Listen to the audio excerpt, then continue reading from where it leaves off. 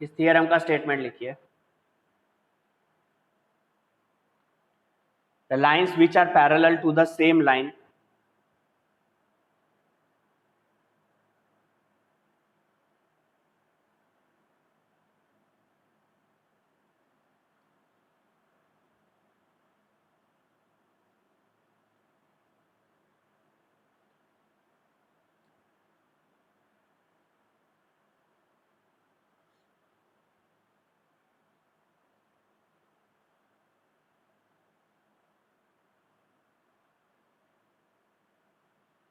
are parallel to each other.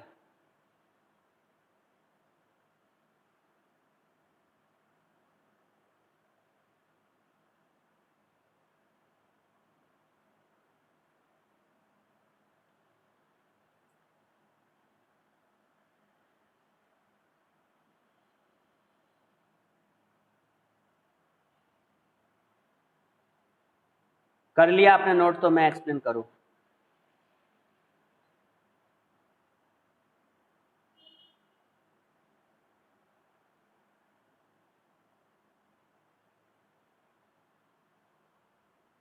तो यहाँ पे क्या है, जो लाइंस, हाँ, जो लाइंस पैरेलल है, किसके पैरेलल है? To the same line are parallel to each other. जैसे फॉर एग्जांपल अगर इसको समझना है, इस थियरम के स्टेटमेंट को, तो सपोज कोई एक लाइन है एल,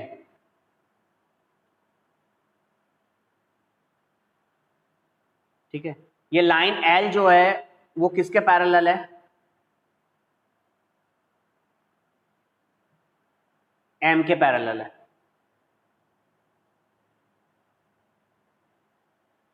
तो यहां पे क्या क्या कंडीशन बता रहे हैं कि L is parallel to M. उसी तरीके से एक दूसरी लाइन है, वापस से वही लाइन एल एन के भी पैरेलल है, ठीक है, यही लाइन एल है वो एन के भी पैरेलल है।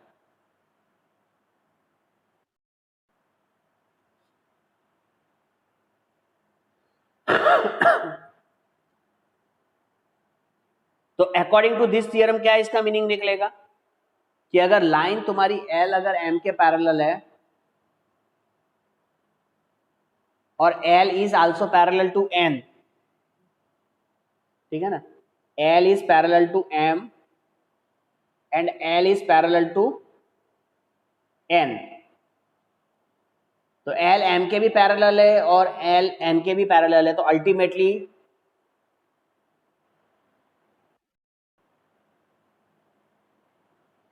ये जो दोनों लाइंस है एम और एन, ये एक दूसरे के क्या हो जाएगी? पैरेलल होंगे। तो एल एम के पैरेलल है, एल एन के भी पैरेलल है, तो एम और एन लाइंस दोनों एक दूसरे के पैरेलल रहेंगी। तो ये इस थियरम का स्टेटमेंट है, इसका मीनिंग है। इस थियरम में क्या लिखा है कि the lines which are parallel to the same line, कोई भी लाइन अगर सेम लाइन के पैरेलल है, चाहे हम एक लाइन हो, दो लाइन हो, 5 लाइन हो, 10 लाइन हो, कितनी भी लाइनें हो। अभी जैसे इस फिगर में आप क्या देख रहे हो, यहाँ पे सेम लाइन कौन सी है? यहाँ पे सेम लाइन कौन सी है इस फिगर में? एल है ना, है ना। रिप्लाई भी नहीं, इतना देखकर समझ में पा रहे हैं कि भाई एल बोल रहा हूं कि L is the same line, ये एल दोनों सेम लाइन है। अब एल एम के पैरेलल है और एल एन के भी पैरेलल है, तो यहाँ इसका जो स्टेटमेंट क्या बता रहा है कि अगर कोई भी लाइंस अगर सेम लाइन के पैरेलल होंगी तो वो लाइंस भी एक दूसरे के पैरेलल होंगी। तो lines which are parallel to the same line are parallel to each other. तो एल एम के पैरेलल है, एल एन के पैरेलल है, तो ये सेम लाइन के पैरेलल है। लाइन एम भी सेम लाइन के पैरेलल है और एन लाइन भी सेम लाइन के पैरेलल है। तो जो बाकी की जो ये दोनों लाइंस बच रही है एम और एन, ये भी क्या होंगी? एक दूसरे के पैरेलल। इसीलिए हमने ये बोला कि L is parallel to M. अब इसके अंदर में देखो ये दोनों में कॉमन एल है, तो L is parallel to M as well as L is parallel to N, that's why we can say that m जो होगा वो n के पैरेलल होगा।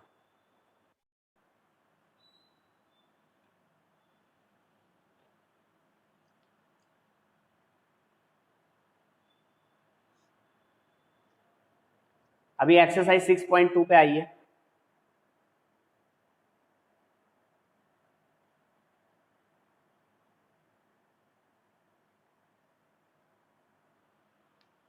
और इसके फर्स्ट क्वेश्चन को समझते हैं।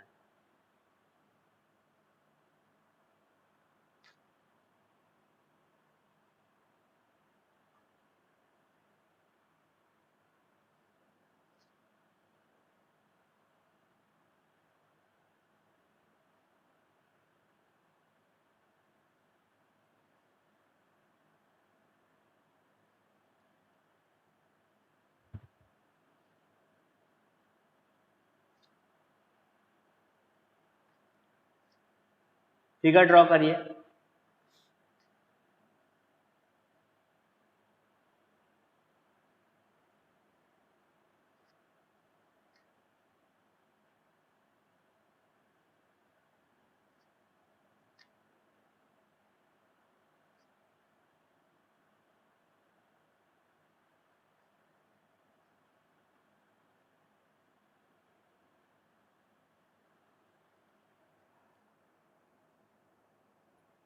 इस फिगर को देखते हुए हमें क्या प्रूव करना है इस क्वेश्चन में? We have to prove that कि ए बी सी डी के पैरेलल है। ए बी और सी डी क्या है? एक दूसरे के पैरेलल है, ऐसा हमें शो करना है। अब पैरेलल शो कैसे किया जाता है? 3 कंडीशंस आपको बताई है कि अगर कोई भी दो लाइंस के अंदर में जब ट्रांसवर्सल इंटरसेक्ट करती है और अगर अल्टरनेट इंटीरियर एंगल्स इक्वल होते हैं तो लाइंस पैरेलल हो सकती है।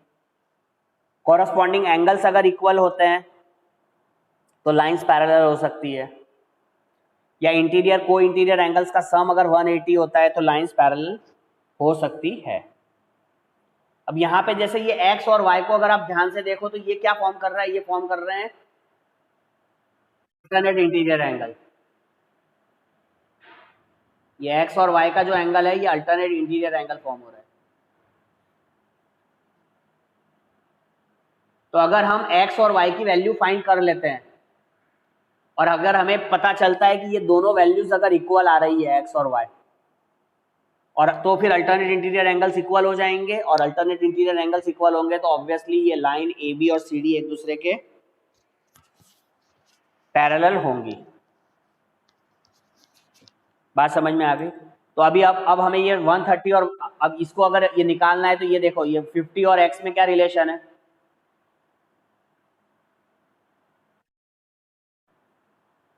ये कॉरस्पॉन्डिंग दिख रहा है 50 और x, लीनियर पेयर है ना? पढ़ना चालू कर दे बेटा ध्रुव, ओवर कॉन्फिडेंस में कहीं हालत टाइट ना हो जाए, आधे घंटे में पेपर कर देंगे तो। और यहाँ पे ये 130 और y वर्टिकली ऑपोजिट एंगल से। तो सबसे पहले आप लिख लो 50 प्लस x इक्वल टू 180, ये हमारा यहाँ पे linear pair.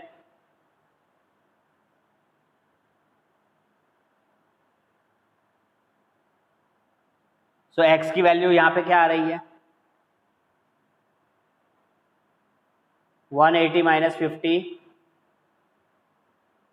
so the value of x is 130.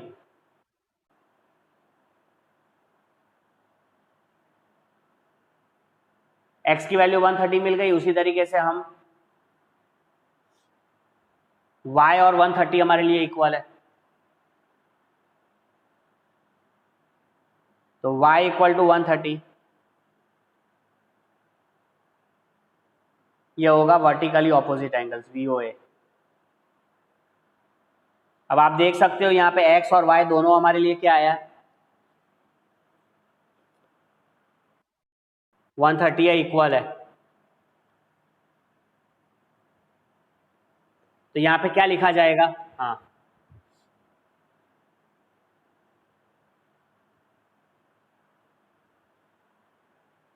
तो आप क्या लिखोगे यहाँ पे statement?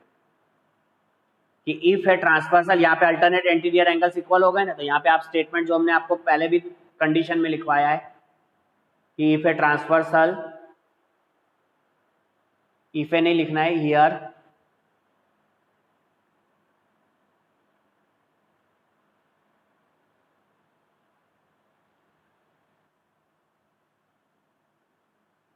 Transversal intersects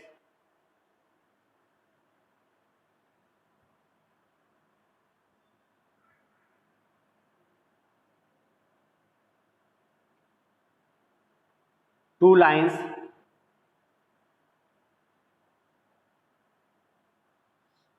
and a pair of alternate interior angles are equal.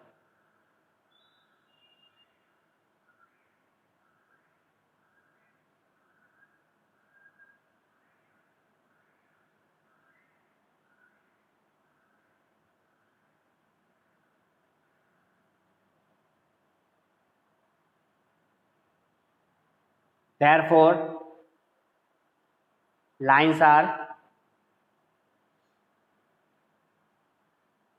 Parallel.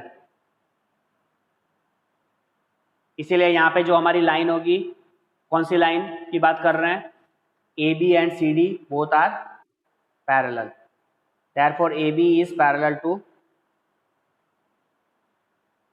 CD। आ गई बात समझ में? तो ये हमारे यहाँ पे x और y दोनों हमें इक्वल मिले, क्योंकि ये हमारे यहाँ पे हमने जब फाइंड आउट किया तो x और y दोनों इक्वल आ रहे हैं, ये दोनों angles alternate interior angles form हो रहे हैं। और अगर interior angles alternate interior angles equal होता है तो लाइंस पैरेलल होती है।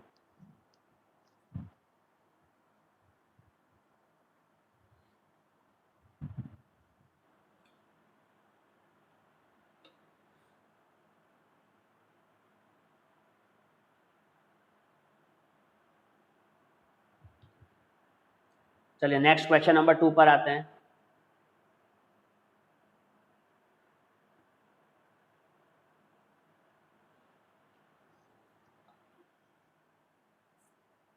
इन this figure A B parallel to C D and C D parallel to A F. पहले फिगर ड्रॉ करिए।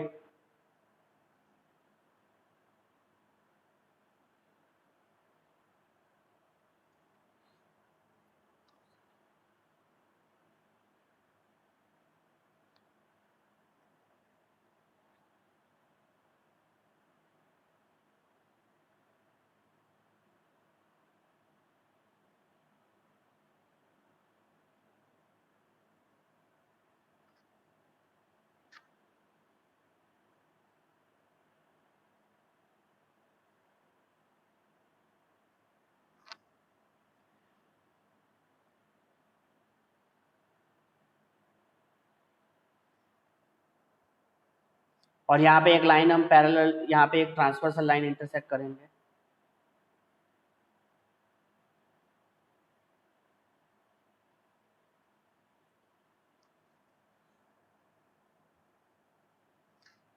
यहाँ पे ये एंगल x, यहाँ एंगल y और इधर एंगल z।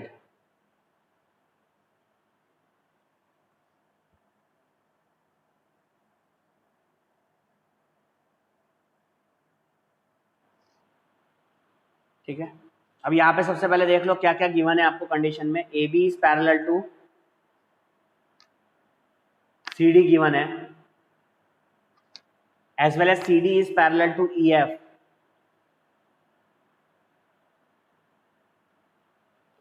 अभी थोड़ी देर पहले एक पैरेलल लाइंस का मैंने थियरम समझाया। अब इन दोनों में कॉमन लाइन कौन सी आ रही है, सी डी। तो अगर सी डी तुम्हारे इक्वल है, पैरेलल है ए बी के, और सी डी ई एफ के भी पैरेलल है, that means what we can say, हम क्या कह सकते हैं, वेरी गुड। तो यहाँ पे हम बता सकते हैं कि ए बी जो है वो ई एफ के पैरेलल है, that's why A B is parallel to E F.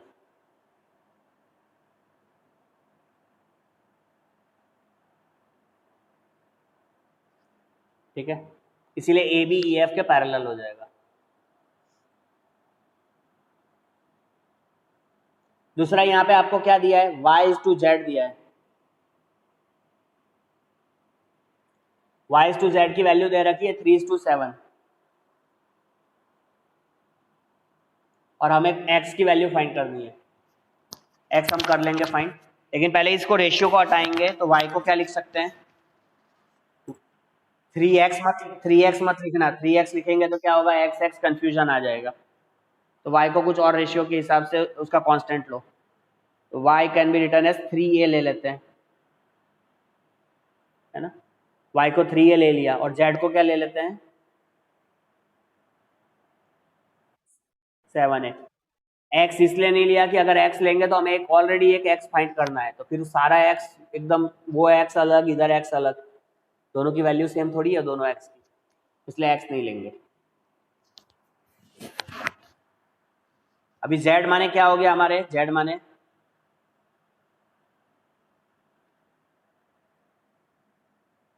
Seven ए, तो यहाँ पे क्या लिखेंगे इसको 7a। y माने क्या है आशुतोष,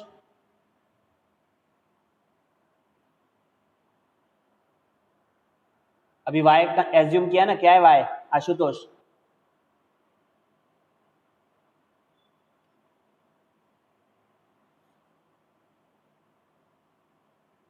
नहीं है क्या आशुतोष,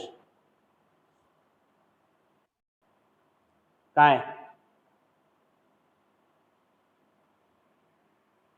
आशुतोष मिश्रा, माइक ओपन करके बोलो भाई, y की वैल्यू क्या है। तो तुम्हारा माइक ओपन नहीं हो रहा है, ओहो, तो फिर रहने दो, रहने दो, इससे अच्छा मत बोलो, जब ओपन हो जाए तब बोलना, ठीक है, तब तक नहीं पूछेंगे तुम्हें।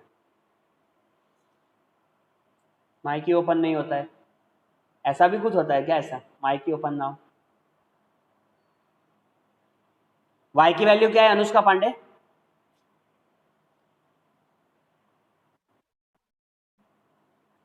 थ्री है।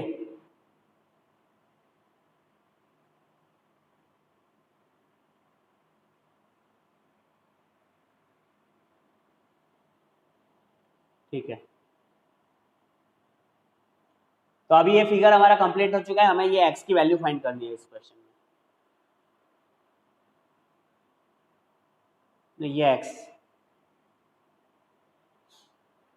तो x कैसे फाइंड करेंगे,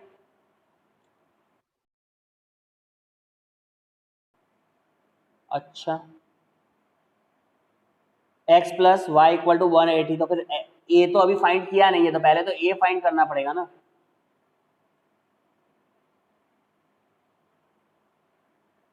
पहले क्या फाइंड करना पड़ेगा, a। जब तक a फाइंड नहीं होगा तो बाद में उधर कोई इंटीरियर का कोई मतलब ही नहीं है।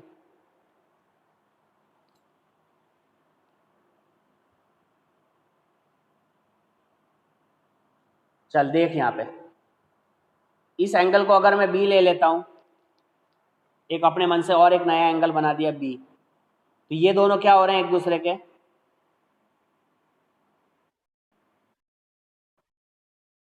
वर्टिकली ऑपोजिट एंगल, और vertically opposite angles are always equal, तो b की वैल्यू हमें मिल जाएगी 3a, b 3a आ जाएगा। उसके बाद फिर अपन को इसके अंदर का ये रिलेशन मिल जाएगा, ये दोनों एंगल क्या हो जाएंगे, b और 7a, क्या 10 है, अरे 10 है तो ठीक है, बट वो रिलेशन क्या है इनके बीच में,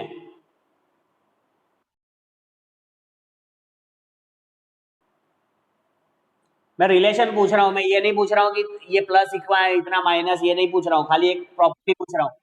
हाँ ऐसे बोलो, को इंटीरियर एंगल से, है ना, को इंटीरियर एंगल से।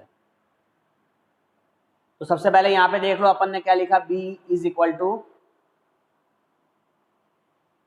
जो मैंने यहाँ पे एक b रखा उसको लिख दिया b is equal to y, that means b equal to 3a, vertically opposite angle.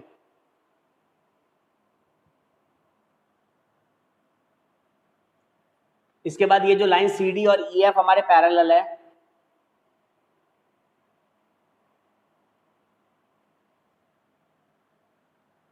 C D और ई एफ पैरेलल है। तो अभी बी और इसमें क्या रिलेशन बताया, बी और जेड में को इंटीरियर एंगल्स, तो B plus Z is equal to 180 है ना, और यहाँ पे आप रीजन में लिख दीजिए को इंटीरियर एंगल्स।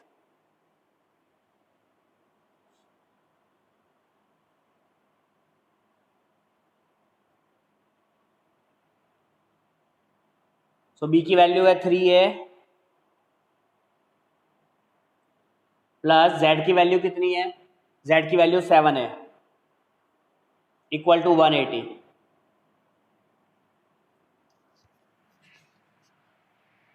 तो चित्रांगना यहाँ पे कितना हो गया इसका टोटल,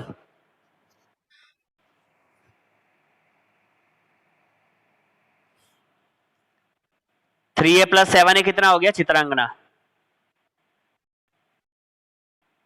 10 है इक्वल टू कितना,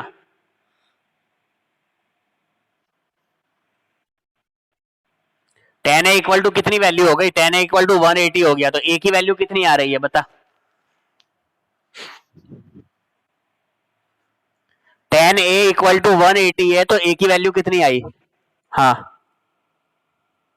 बोलो बेटा, 18 आई। तो यहाँ पे होगा 10 a इज इक्वल टू 180।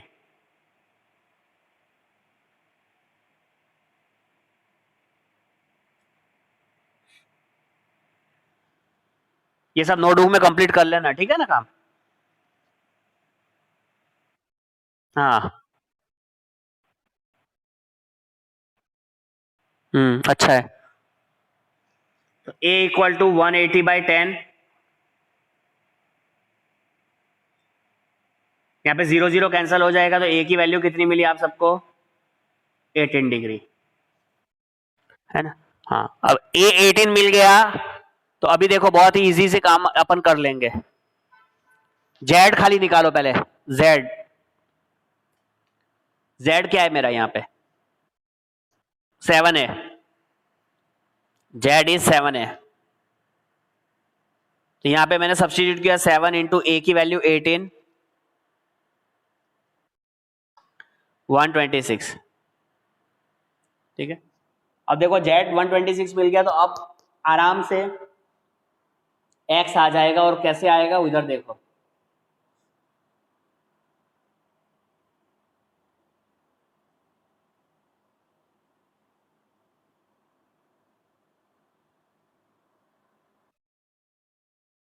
बस दिख गया फिगर, समझ में आ गया क्या आ रहा है।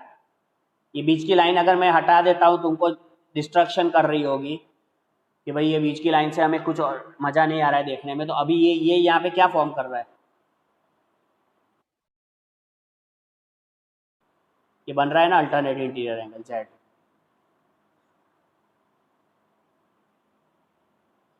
तो एक्स और जेड इक्वल हो गया just because of alternate interior angle. आ गई बात समझ में। तो जेड की वैल्यू कितनी आई थी, 126 आई थी, तो एक्स की वैल्यू भी कितनी आएगी, 126, ठीक है। तो वापस से अपने चले बना लेते हैं लाइन, ठीक है ना। तो इस तरीके से फिगर था, अभी समझ में आ गया। देखो ये लाइन हटा देते हैं, तो ये फॉर्म करता है अल्टरनेट इंटीरियर एंगल,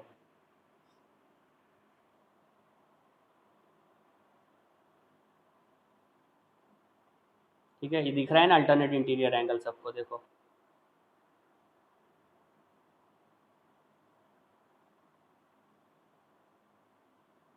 चलिए हम इसको लिखते हैं आगे।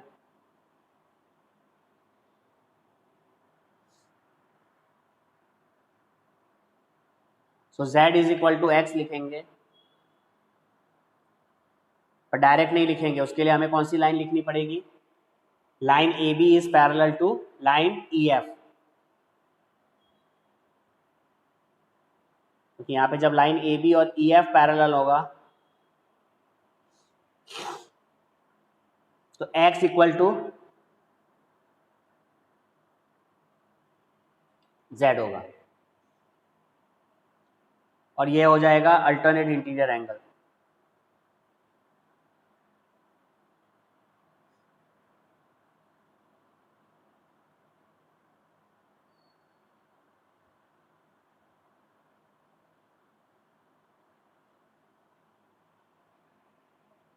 Z इक्वल टू 126 था, तो x की वैल्यू भी कितनी आ गई, 126 डिग्री।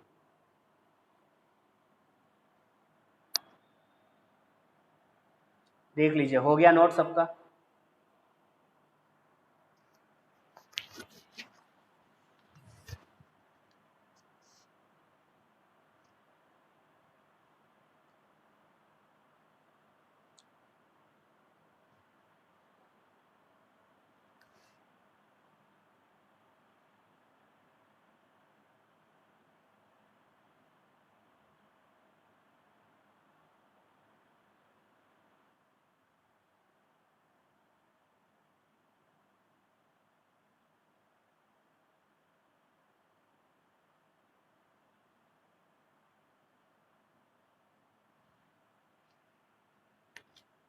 चले नेक्स्ट क्वेश्चन नंबर 3।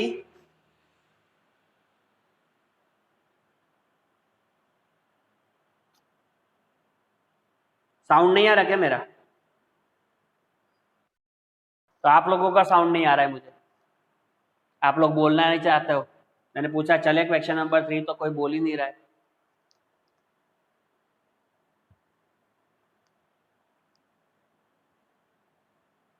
पढ़ो जागरूकता, क्वेश्चन नंबर 3।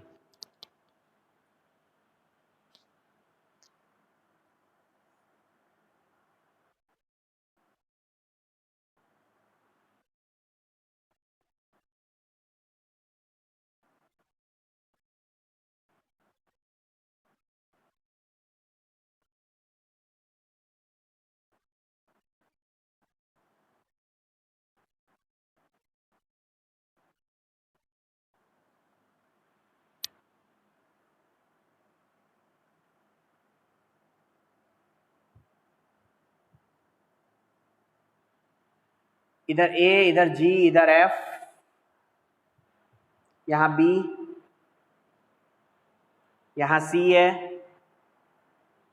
इधर E है, देन यू हैव D,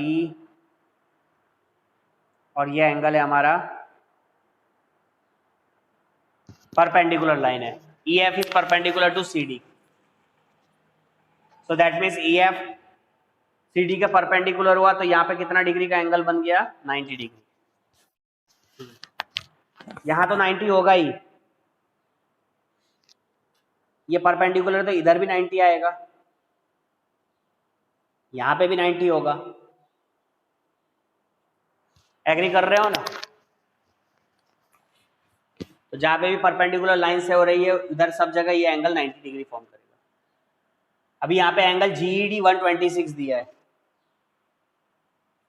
ये पूरा एंगल GED मिलके 126 है।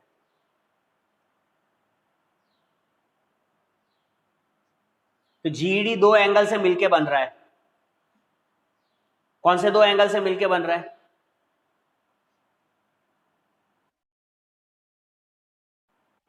GEF एंड FED है ना, वेरी गुड। ये इधर एक एंगल, ये एंगल एक इधर, और एक एंगल इधर। तो हम यहां लिखेंगे GED is equal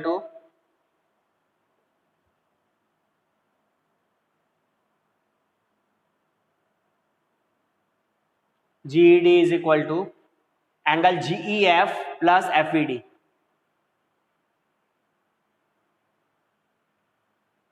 GEF plus angle FED।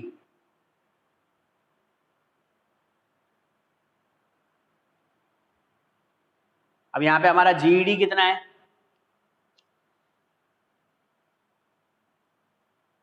126 degree.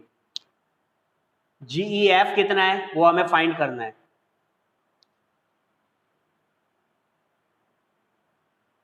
And what about angle FED? 90 degree. तो अगर मुझे GEF फाइंड करना है तो क्या करेंगे हम, 90 को 126 से माइनस करेंगे। देखो भाई इतना तो सामान्य चीज है, तो ये खाली ध्रुव क्यों बोलता है, बाकी लोग क्यों नहीं बोलते माइक पे? ये सबके माइक खराब हो जा रहे हैं। और 126 को 90 से माइनस करेंगे तो हमें कितना मिल रहा है?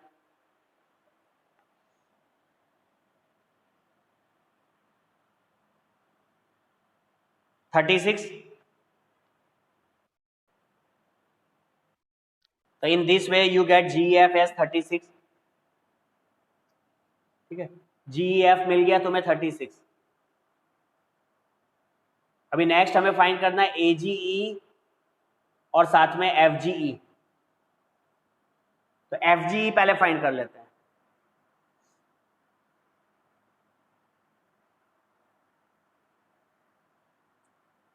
FGE फाइंड करना है। देखो FGE किधर है, इसको अलग से अलग कलर से मार्क करते हैं। ये FGE है, ये ब्लू कलर से मैंने यहाँ पे शो कर रहा हूँ, ये इतना पार्ट FGE है। FGE करना है तो अभी मुझे देखो ये अंदर वाला एंगल मिल गया। अंदर वाला एंगल कितना मिला? GF 36 मिला ना। तो अभी हाँ, अभी ये सब हटा दो, लाइन लाइन ये सब हटा देते हैं थोड़ी देर के लिए।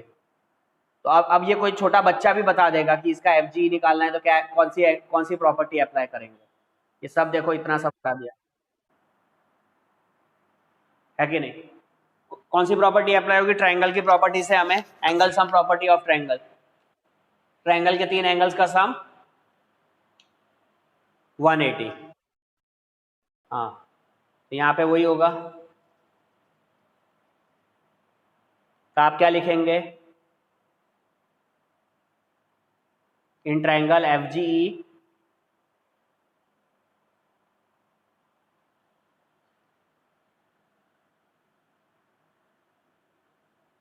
FGE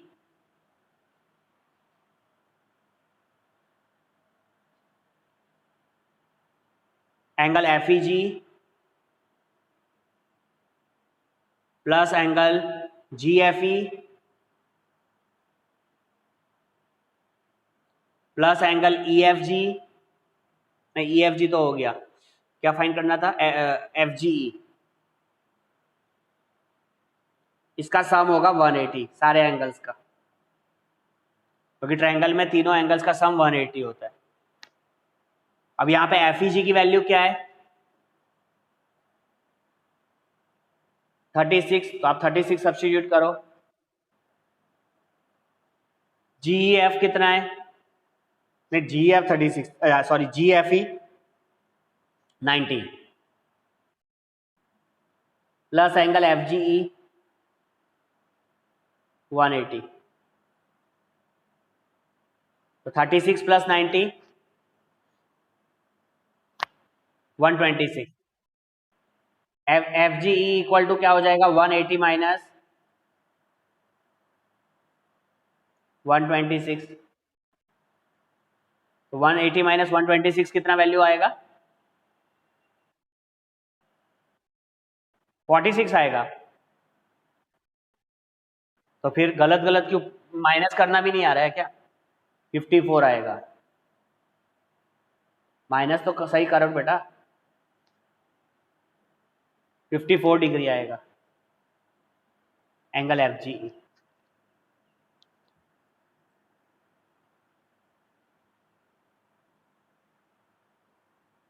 अभी FGE तुम्हें 54 मिल गया।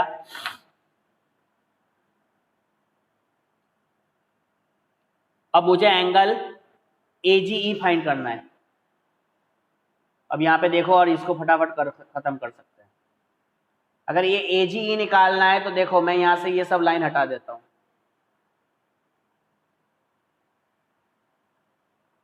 और AGE है कहाँ? AGE में क्या रिलेशन आ रहा है देख लो, समझ लो।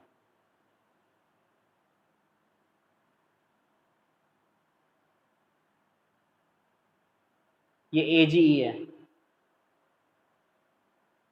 ये और इस एंगल में क्या रिलेशन है देखो, दिख रहा है ना? ये Z बन रहा है ना सबको। यही तो आपको ऑब्जर्व करना है, यही तो ऑब्जर्वेशन है, यही तो सिखा रहे हैं। यहाँ पे देखो ये z बन रहा है और ये आपका ये एंगल और ये एंगल अल्टरनेट इंटीरियर एंगल है। अभी ये टोटल पूरा एंगल हमने निकाला था, ये कितना था हमारा 90 + 30 126 डिग्री, 126 आएगा। तो अभी ये एंगल भी अल्टरनेट इंटीरियर एंगल होने की वजह से ये भी कितना आएगा, बस आ गई बात समझ में। तो चलिए अभी इसको सिस्टमेटिक फिर से लिख देते हैं और हम अपने फिगर को ओरिजिनल वे में ला देते हैं।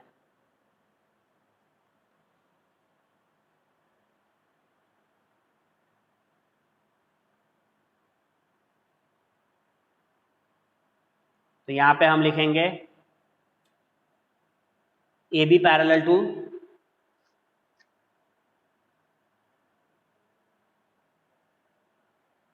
सी डी, और यहाँ पे जो ट्रांसवर्सल है ये हमारी जी इज ट्रांसवर्सल है ना, जी ट्रांसवर्सल है।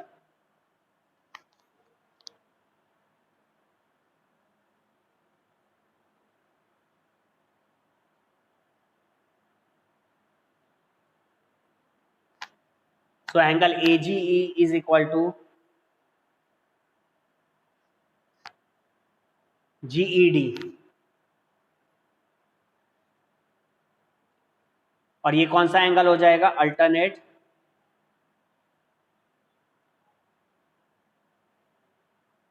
Interior angle.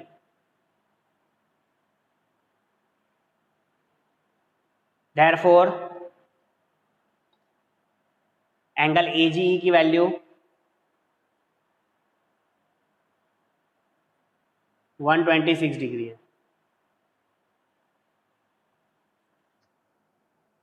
क्लियर हो गया?